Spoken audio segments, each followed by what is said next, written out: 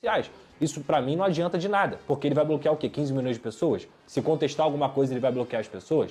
Depois ele voltou atrás, desbloqueou, entendeu que esse movimento não era correto, enfim. Fala, torcida do Vascão, torcedora e torcedor do Vascão, trazendo notícias para vocês aqui no canal, tá? Um cortezinho bacana, os comentaristas falando do Vasco, tá? Quero que você seja muito participativo aqui no vídeo de hoje, deixando o seu comentário, se concorda ou não com os comentaristas falando do Vascão, beleza? Fortaleça com o like também e se inscreva no canal, se não for inscrito no canal, estamos crescendo aqui no YouTube. Bora então aí para o vídeo de hoje. Não, Perdeu o brilho. não, pelo contrário. O presidente do Vasco, Pedrinho, convocou uma coletiva para a próxima quinta-feira, o famoso depois de amanhã, né? Hoje é terça-feira. Entre os assuntos, um momento delicado vivido pelo Vasco. A gente vai ver o VT e na volta o Pedrosa vai falar sobre tudo isso. Rodolfo. Momento de alerta na disputa pela tão sonhada vaga na Libertadores. O Vasco venceu apenas 2 dos seus últimos 12 jogos. Com aproveitamento de 27%, o Cruz Maltino sofreu 20 gols no período e marcou apenas 10. Mesmo na fase difícil, o planejamento é ter foco na busca por um possível G8. A gente precisa buscar alguma alternativa para fazer as coisas acontecerem, principalmente nos pontos. A gente precisa começar a pontuar de novo, né? 2 jogos a gente já fica muito incomodado e a gente tem que perceber aí. A gente vai ter um período maior. Na 9ª posição da tabela, com 43 pontos, o próximo desafio do Cruz Maltino é apenas no dia 21, contra o Internacional em São Januário. Antes de tudo, Lucas Pedrosa, vamos falar uma notícia boa? Vamos? Você está procurando ainda? Quer que eu enrole? Já consegui pegar aqui. Muito bem. Vamos lá.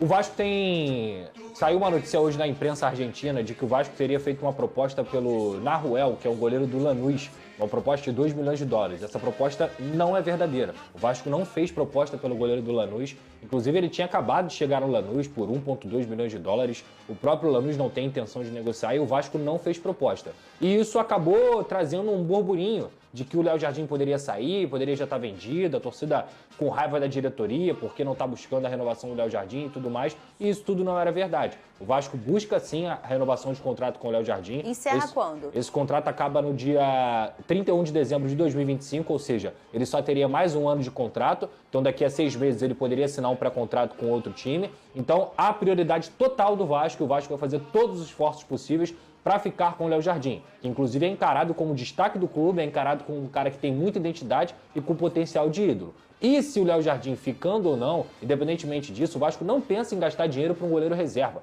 Pensa em trabalhar o Felipe Gabriel, que é um goleiro que já é da seleção brasileira desde o Sub-15, já treina como profissional, é o goleiro titular do Sub-20, do Sub-23, é um garoto que tem muito potencial. Então, a ideia do Vasco é essa, com Kehler ficando ou não, é priorizar o desenvolvimento do Felipe Gabriel e priorizar também a renovação do Léo Jardim. Muito bem, Pedrosa. E agora? Tá. A outra conversa é...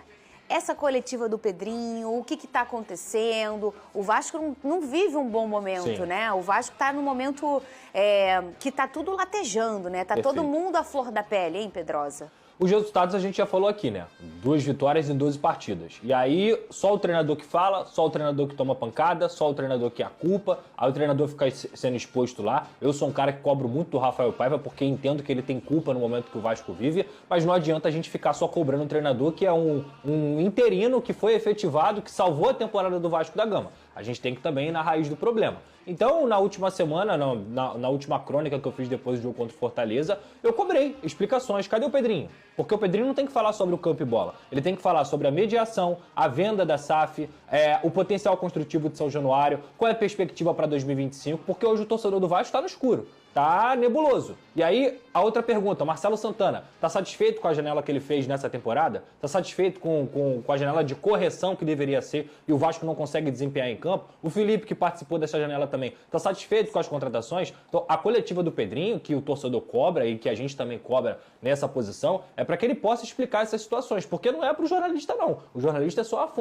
ponte. O que ele tem que explicar é pra torcida do Vasco. Mais de 15 milhões de torcedores que não tem nenhuma perspectiva para o que vai acontecer em 2025. Então tem muitas questões que têm que ser debatidas aí na quinta-feira. Tenho certeza que eu e meus colegas vamos tentar fazendo ao máximo para poder vai lá, perguntar. Com Pedrosa? certeza vou lá. 15 horas essa coletiva para a gente poder entender. Até porque, só finalizando o assunto, aconteceu comigo, mas eu não foi só comigo não. Com outras páginas, outras pessoas também, o Pedrinho começou a bloquear torcedores e jornalistas e influenciadores nas redes sociais.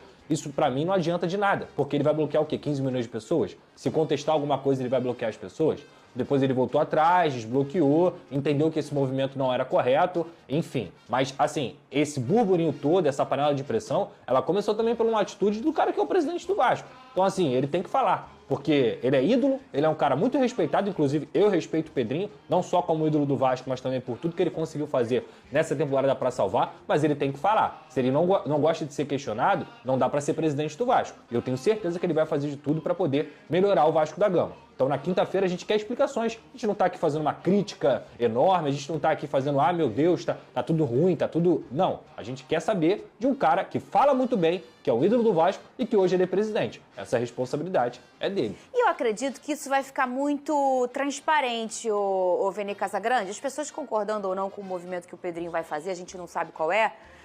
Isso vai ficar muito transparente, porque foi como o Pedrosa falou, ele é um cara que fala muito bem, ele tem uma dinâmica de fala, ele é ele tem uma fala que é pra todo mundo, né? Ele não tem uma fala muito que só algumas pessoas entendem, ele é um cara que fala pro povo mesmo, e eu acho que se o Vasco é esse time do povo, é importante que se fale e vai ficar esclarecido pro torcedor, porque esse é, talvez, um dos momentos mais delicados da história do Vasco, porque a gente tá falando que a gente tá trabalhando hoje de um Vasco que a gente chama de Vasco híbrido. E que é o único clube que não sei, quem mais é híbrido no Brasil? O que é o híbrido, quando eu falo, ele não é totalmente SAF e ele não é totalmente associativo. Ainda já existe o Vasco SAF e tá ok.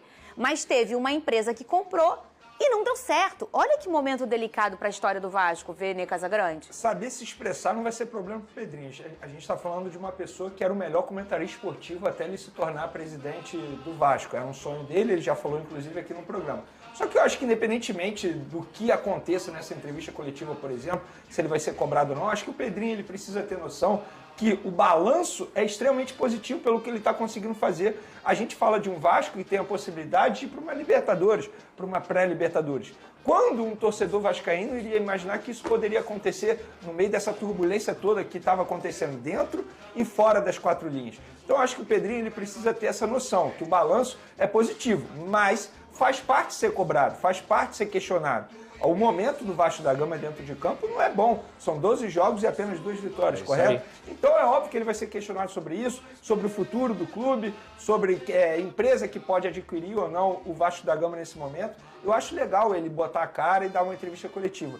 Concordo com o Pedrosa, não é justo apenas o treinador ser cobrado e botar a cara. Eu acho que tanto ele como o presidente e o próprio Marcelo, que é diretor, enfim, não sei a nomenclatura correta, é diretor de futebol, né? Mas é um dirigente do Vasco da Gama extremamente importante. Os dois eles têm que botar a cara para serem questionados. E quando a gente fala questionados, os jornalistas eles vão apenas fazer perguntas que são interessantes para o torcedor. Os dois vão falar para a torcida, não é para o jornalista. Mas o Pedrinho ele tem noção disso. Só para finalizar a linha de raciocínio, Vênia, sobre a perspectiva para 2025, quando você monta um plano para 2025, não é só para o torcedor, não. É para o jogador também. Claro. Léo Jardim, destaque, um dos melhores goleiros do Brasil. Verratti, um dos melhores centroavantes do Brasil. Entre tantos outros jogadores que podem se destacar, um Lucas Piton da vida. Se você não tiver projeto esportivo claro para esses jogadores, sabe o que eles vão fazer? Eles vão embora. Eles vão embora. Então, a perspectiva, a montagem de planejamento não é só pro torcedor, não é só pro jornalista, é para os jogadores que você pretende formar, que você pretende ter no grupo, como espinha dorsal. Esses dois que eu citei aqui, vocês acham que eles gostam de ficar tomando pancada? Tá muito enganado quem acha que eles gostam de ficar tomando pancada. Então, o projeto esportivo não é só pro torcedor, é para quem também tá lá dentro. Muito bem.